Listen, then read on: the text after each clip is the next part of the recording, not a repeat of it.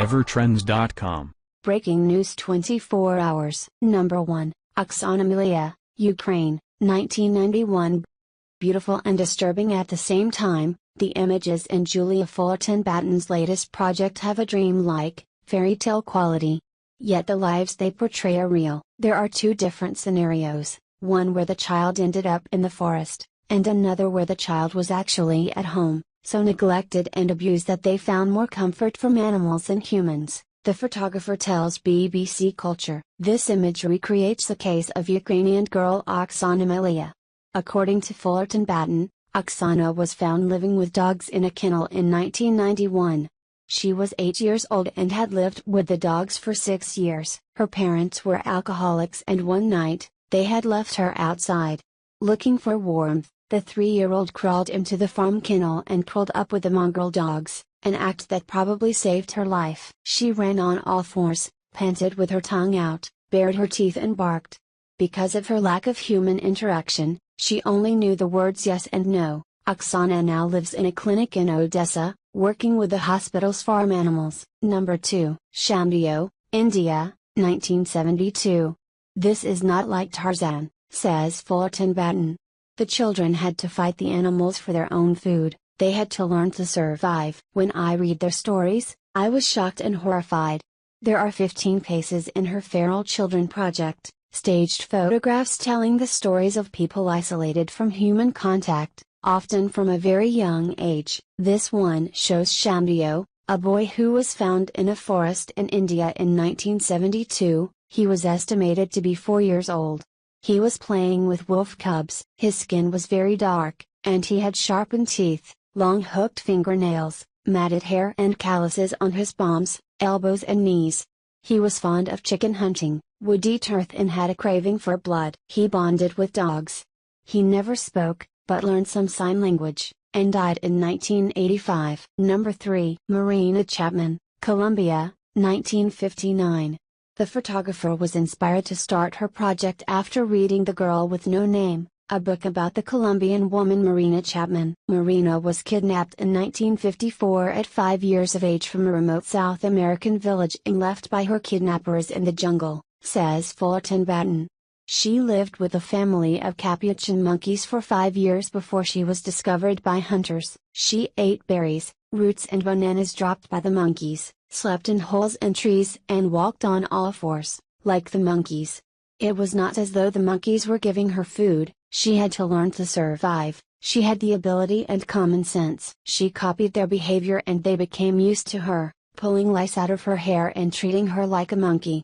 Chapman now lives in Yorkshire, with a husband and 2 daughters. Because it was such an unusual story, a lot of people didn't believe her. They x-rayed her body and looked at her bones to see if she was really malnourished, and concluded that it could have happened. Fullerton-Batten contacted her, she was very happy for me to use her name and do this shoot.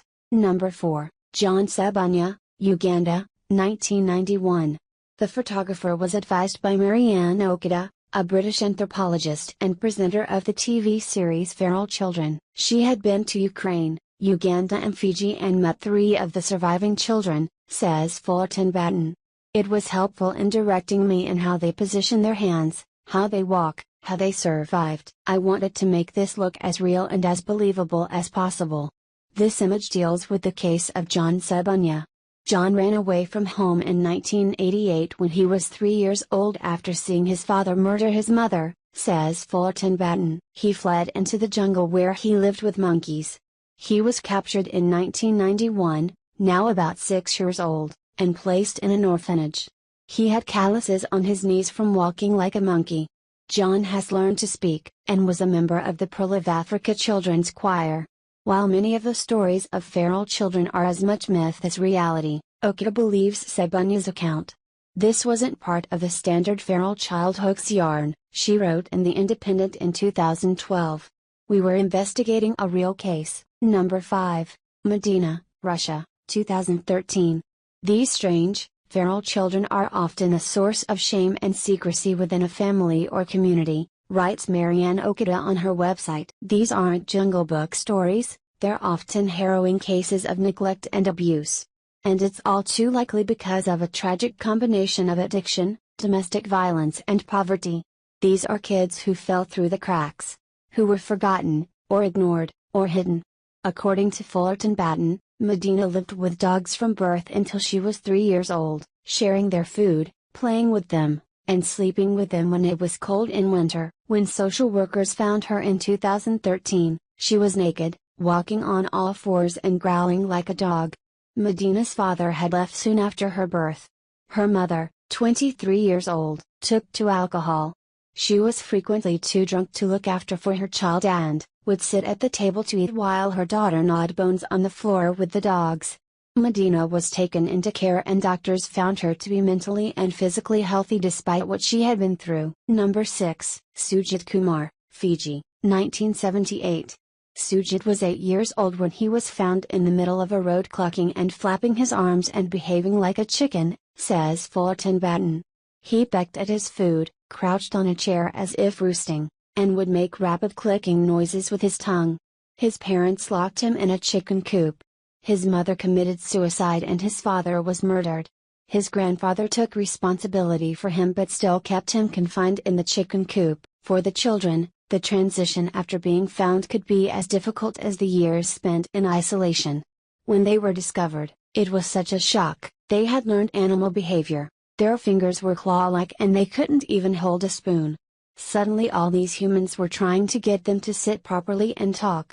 Kumar is now cared for by Elizabeth Clayton, who rescued him from an old people's home and set up a charity housing children in need. Number 7. Ivan Misakov, Russia, 1998.